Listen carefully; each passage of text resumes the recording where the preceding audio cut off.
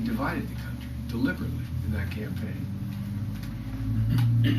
We Democrats are going to be judged very harshly if we don't produce a candidate who can unite the country, who tells them the truth, lays out straightforward, practical solutions, pragmatic approaches to how we deal with these problems, and gets on with the business.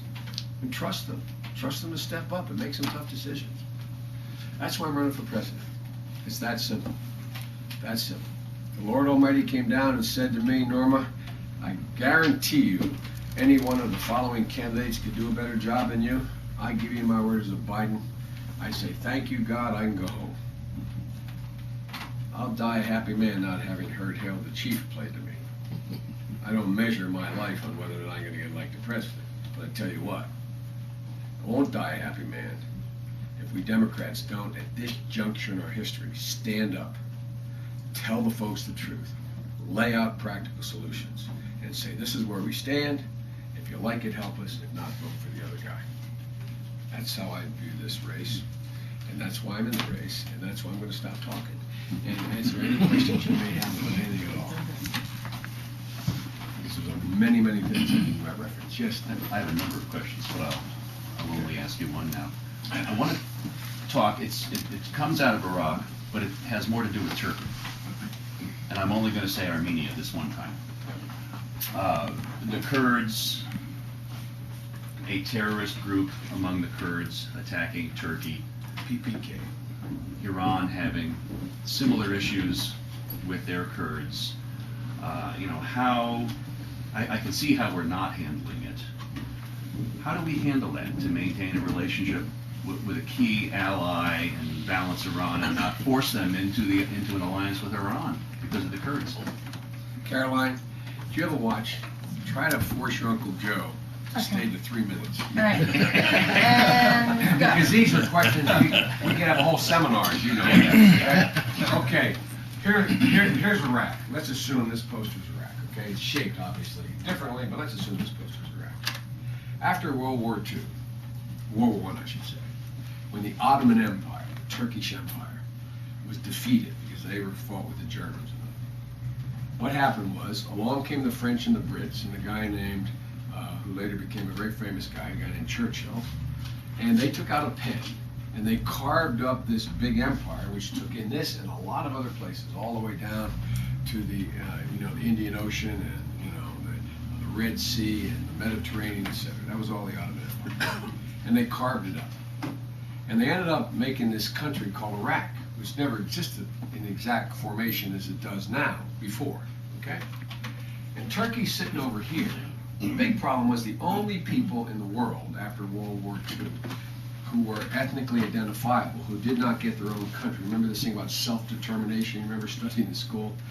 Okay, well, the only people that didn't get it is the Kurds. The Kurds are about somewhere between 11 and 13 million people. But guess what? About 4 million sit up here in the mountains of Turkey. This is Turkey. And about another 3 to 4 million sit over in the mountains of northwestern Iran. And they historically wanted to be one big country, Kurdistan. So the Turks don't like that idea because they don't want to shave off part of their country and give it to this new outfit called Kurdistan. And the Iranians don't like it. So along comes a war in Iraq. For a while, the folks sitting up here in Turkey, in Erbil, their capital sort of, says, well, maybe we could be a united country. And the Turks say, you try to be a united country, we're going to invade you. And the Iranians say, you try to be a united country, meaning taking parts of our territory, we're going to go to war with you. So what's the solution? What do we do about it? Well, the Kurds have finally had, as we Catholics say, an epiphany. They figured out that it's not going to work trying to make this larger, grander, united country that takes a chunk of Iran and a chunk of Turkey. And so they finally figured out that out of their own naked self-interest, it's better for them to stay inside this country. And by the way, Kurdistan is like across the top here. Down here is the Sunni triangle, and down here and all this area is where the Shia are. Now, the Kurds, they're not Arabs. They're Sunnis, but they're not Arabs. They're Indo-European. They're not Arabs, though. All the rest of these guys are Arabs. Some Sunni, some Shia. So there's this real tension that exists inside this established country called Iraq. What's finally happened is the Kurds have figured out that their best chance of being able to stay autonomous and have some real control over themselves rather than be dominated by Saddam, defeated by Turkey and Iran, is if they stay inside these blue borders here.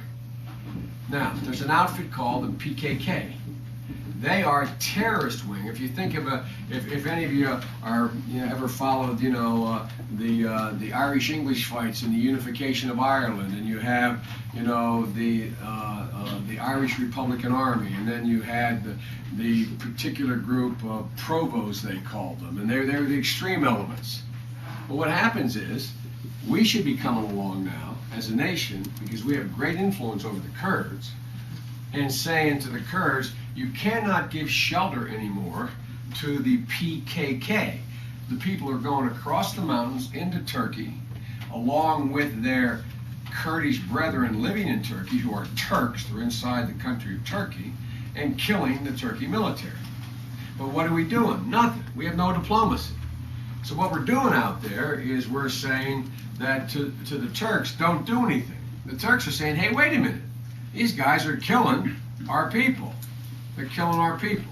So what we should be doing now is saying to the Kurdish people inside of Iraq, a guy named Barzani and Talabani, because by the way, Iraq is really a tribal society. Everybody thinks it's based on religion. Tribe first, religion second, ethnicity third, country fourth. That's how it breaks out. Okay? So, we have the ability to say to the Kurdish leadership, and I met with Talabani, who came to see me, the president, a week ago Thursday, and spent a couple hours with me. He said, you guys better grab hold, not give these terrorists, quote, Kurdish terrorists, you can't give them sanctuary. You're going to have a war. Okay. That's the way we should be proceeding. This administration doesn't know what it's doing. So I came up with a plan called the Biden exit strategy, which is the plan you hear about. It's mischaracterized as partitioning Iraq. It's not what it is. The plan says Iraq should be a federal system, kind of like ours. That each of these areas should have local control, like Iowa has their own constitution, Nevada has their constitution. Iowa says, like Delaware, no prostitution.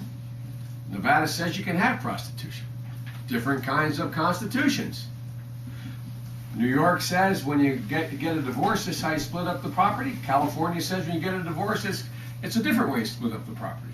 Our constitutions are different in each of our states, then none of them can supersede the national constitution. Well, that's what their constitution calls for.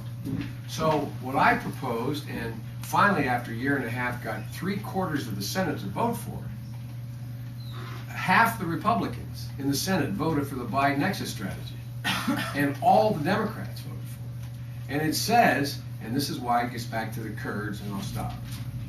The Kurds have finally figured out that the worst thing for them, because now they're actually being able to build hospitals and schools, and things are going pretty well up there because they have oil revenues.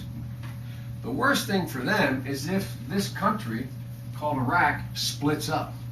Because when we leave, and we will leave, this place is going to split apart like a gyroscope out of kilter. It's not going to break into 3 easy pieces. It's going to break about into 12 pieces. And then what's going to happen is, they're going to be sitting up there in the mountains, and they're going to have an excuse to say we're independent because there's nobody to join with. That's when the Turks are going to invade them. That's when the Iranians are going to. That's when their dream is over. So there's nothing like looking over a cliff to focus your attention.